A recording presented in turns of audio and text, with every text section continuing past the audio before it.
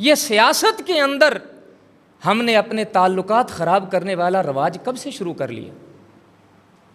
اس چیز سے باہر آئیں۔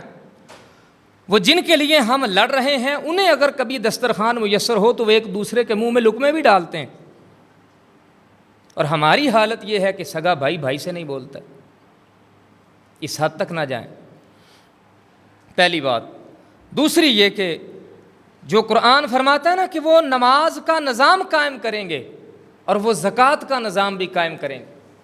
اب زکوٰۃ سے لوگ ناآشنا ہیں، بہت سارے لوگوں کو تو یہ نہیں پتہ، وہ یہ سمجھتے ہیں کہ بس سونا چاندی اگر گھر میں پڑا تو بس اسی کی زکوٰۃ ہے، یا زیادہ سے زیادہ یہ جانتے ہیں اگر کسی نے بینک میں پیسہ رکھوایا ہوا ہے وہ پڑا تو اس پہ زکوٰۃ ہے۔ جانوروں کی بھی زکوٰۃ ہوتی ہے، فصل کے اوپر بھی عشر چلتا ہے۔ ان مسائل کا تو 80% لوگوں کو پتہ ہی نہیں ہے۔ اب مسجدیں بھر رہی ہیں، جب خدا کی طرف سے کوئی عذاب آتا ہے، کوئی قحط آتا ہے، تو اس وقت مسئلہ پوچھنے کے لیے لوگ بھاگ کے آتے ہیں کہ جی بتائیں ہمیں کتنا دینا چاہیے۔ 300 جانور جس شخص کے ہاں تھے، وہ شخص جب 7 جانور رہ گئے تو مولوی صاحب سے مسئلہ پوچھنے کے لیے آیا، جی میں تو پھنس گیا ہوں جی، میرے سارے جانور مر گئے، مجھے بتائیں مجھ سے کیا غلطی ہو گئی؟ کاش تم یہ پہلے پوچھ لیتے، پہلے تمہارے دل میں یہ آگ لگی ہوئی تھی کہ میں اکٹھا کرتا جاؤں، بس اکٹھا ہی کرتا جاؤں۔ کتنا خوبصورت زمانہ آپ پیچھے دیکھ کے آئے ہیں۔ میں اگر اپنے بچپن کی بہت زیادہ دور کی بات نہیں ہے، 2001-2 کی اگر میں بات کروں تو ہمارے گاؤں کی کنڈیشن یہ تھی، 5 بھائیوں میں سے اگر 2 بھائیوں کے ہاں یا 1 بھائی کے ہاں دودھ نہیں ہے تو جن 3 کے ہاں دودھ ہے ان کے گھر سے فری میں 1 کلو دودھ ڈیلی اس بھائی کو جاتا تھا، 1 روپے کا بھی سوال نہیں ہوتا تھا۔ لوگ بیچتے بھی تھے، اس وقت لوگوں کے ہاں دودھ بھی وافر مقدار میں ملتا تھا، اتنے زیادہ جانور تو نہیں مرتے تھے، اتنی بیماریاں بھی نہیں ہوتی تھی جانوروں میں، اور انسان کھا کے ہی سوتے تھے تب بھی۔ مجھے اچھی طرح سے یاد ہے جب لسی لینے کے لیے ہمسایوں کے بچے یا گاؤں سے کوئی بچیاں آتی تھیں تو ان کو لسی کے ساتھ مکھن دیا جاتا تھا کہ صبح کی روٹیاں چوپڑ لینا۔ وہ مکھن روٹیوں کے اوپر لگانے کے لیے مفت میں دیا جاتا تھا، لسی بھی دی جا رہی۔ تب لوگ بھوکے تو نہیں مرتے تھے، وہ سارے لطف ہم اٹھا کے آئے ہیں، اندھے نہیں ہیں ہم، لیکن اب اندھے جان بوجھ کے بن رہے ہیں، سمیٹنے کی لگی ہے، ہر بندے کو سمیٹنے کی لگی ہے۔ جس بندے کے گھر میں 2 کلو دودھ آتا ہے وہ کوشش کرتا ہے اگر آج بچوں نے 1.5 کلو پیا ہے تو کل وہ آدھا کلو جو ہے وہ بھی چلر پہ جا کے بیچا ہے۔ یہ آدھا کلو گھر میں کیوں ہے؟ اسے یہ فکر نہیں ہے کہ چلو آدھا کلو اگر بچ گیا ہے تو کسی ایسے گھر کو میں تلاش کروں جس کے ہاں نہیں ہے۔ زکوٰۃ بھی نہیں دینی، اللہ کی راہ میں بھی کچھ نہیں دینا، تو پھر ایسے ہی ہونا ہے۔ پچھلے دنوں میری گھر بات ہوئی، میں نے پوچھا کہ بتائیں کیا صورتحال ہے، سنا جانوروں میں بیماری آئی۔ میری ماں نے مجھے بتایا کہ اگر ہم روڈ سے گزرتے ہوتے تھے نا تو وہاں پہ ایک قبیلہ ہے، وہ جانور پالتے ہیں، اتنی بھینسیں اور گائیں ان کی ہوتی ہیں کہ 5 سے 10 منٹ تک گاڑی کو رکنا پڑتا تھا کہ ان کے جانور گزر رہے ہیں۔ انہوں نے مجھے بتایا کہ کلیجہ پھٹ گیا جب ہم نے دیکھا کہ صرف 7 جانور لے کے وہ سڑک سے گزرے۔ خدا کی طرف سے جب عذاب آتا ہے، جب کوئی قحط پڑتا ہے، جب کوئی مشکل پیش آتی ہے تو پھر ہمیں یاد آتا ہے کہ ہم کہیں نہ کہیں کچھ چھوڑ کے آئیں۔ اب وہ لوگ جن کے گھر سے 1 من 2 من دودھ چلر پہ جایا کرتا تھا، مجھے بتایا گیا کہ وہ برتن لے کے چلر پہ کھڑے ہیں، ہمیں 2 کلو دودھ دے دو تو 2 کلو دودھ چلر والا نہیں دے رہا ان کو۔ یہ حالات ہیں، اور یہ حالات ایسے نہیں آئے، 20 سال لگائے ہیں، ہم نے خود لگائے ہیں یہ حالات بنانے کے لیے۔ وہ زمانہ جب 2 بھینسیں ہوتی تھی تو 2 بھائیوں کا تیسرا بھائی دودھ کے بغیر رات نہیں سوتا تھا۔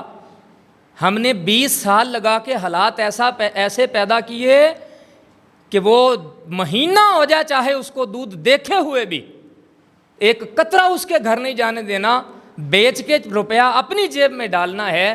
تو صاحب پھر آپ انتظار کریں، اللہ جب رزق دیتا ہے نا تو لوگوں کو ایک گمان ہو جاتا ہے رسول اللہ صلی اللہ علیہ وآلہ وسلم کی بارگاہ میں ایک شخص آ گیا، یا رسول اللہ میرا ایک بھائی ہے، کرتا کچھ نہیں ہے، تو مجھے ہی اس کو کھلانا پڑتا ہے۔ آقا علیہ الصلوۃ والسلام نے ارشاد فرمایا، ہو سکتا ہے تجھے جو رزق مل رہا ہے وہ تیرے اس بھائی کی وجہ سے مل رہا ہو۔ اور یہ بھی بہت بڑی غلط فہمی ہے ہماری۔ کوئی بڑا دانشور، بڑا عقل مند اور جسے سارا کچھ آتا ہوتا ہے، وہ خاک چھانتا پھرتا ہے، اور کسی کا ایسا جک لگتا ہے وہ مٹی کو بھی ہاتھ ڈالے تو وہ سونا بن جاتی۔ خدا کے کاموں میں ہم دخل اندازی کر سکتے ہیں؟ کسی کو بجائے اس کے کہ تیرے پاس رزق ہے تو وہ بھی کر لے محنت، وہ بھی کما لے میری طرح، ایسے نہ سوچ۔ تو دیکھ کہ تجھے اللہ نے جو دیا ہے اس میں غریبوں کا حصہ کتنا ہے، تو یہ دیکھ تیری زکوٰۃ کتنی نکلتی ہے، تو یہ دیکھ تیرا صدقہ کتنا بنتا ہے۔ اپنی ایک اماؤنٹ فکس کریں جو اللہ کی راہ میں آپ ہر مہینے دیا کریں، تاکہ آپ کا رزق محفوظ رہے۔ ورنہ لوگوں نے اپنے ہاتھوں سے اڑایا رزق، ہاتھوں سے، اور پتہ نہیں چلتا پھر جاتے ہوئے، پھر پیروں فقیروں کے در پہ، پھر نمازوں کے، پھر مسجدیں، اور پھر تہجدیں، پھر سارا کچھ چلنا شروع ہو جاتا ہے۔ لیکن جب چڑیاں چن گئیں کھیت، فائدہ کیا ہوا؟ وقت برباد کرنے سے پہلے اس کو سدھارنے کی کوشش کرنی چاہیے۔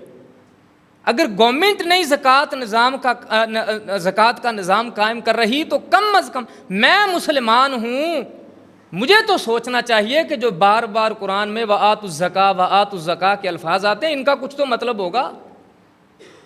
یہ ایسے کیوں آ رہے ہیں یہ الفاظ بار بار؟ جہاں بھی نماز کا ذکر ہے ساتھ زکوٰۃ کا ذکر ہے، ساتھ زکوٰۃ کا ذکر آ رہا ہے۔ مومنوں کی یہ خاصیت ہے کہ وہ نماز کا نظام قائم کرتے ہیں اور پھر زکوٰۃ کا بھی نظام قائم کرتے ہیں۔ اللہ کی راہ میں دینا لوگوں نے چھوڑ دیا۔ آج 100 من مکی نکلتی ہے، 100 من مکی، 60 من گندم۔ ایک زمانے میں 10 من اگر کسی کی نکل آتی تھی تو پورا گاؤں مبارکیں دینے آتا تھا۔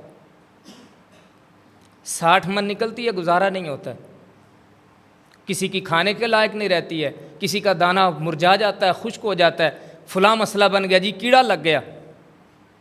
اور کچھ ایسی فصلوں میں کوئی ایسے جراثیم پائے جاتے ہیں ڈاکٹر ہی کھانے سے منع کر دیتے ہیں۔ کیوں؟ کہاں سے آ جاتی ہیں یہ ساری چیزیں؟ پہلے تو نہیں لوگوں نے کبھی سنا تھا یہ سب۔ یہ حالات ہم نے خود پیدا کیے ہیں۔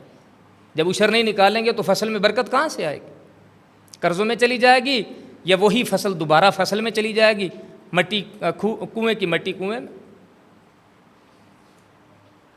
اللہ کی راہ میں اپنی حیثیت کے مطابق دینا سیکھیں۔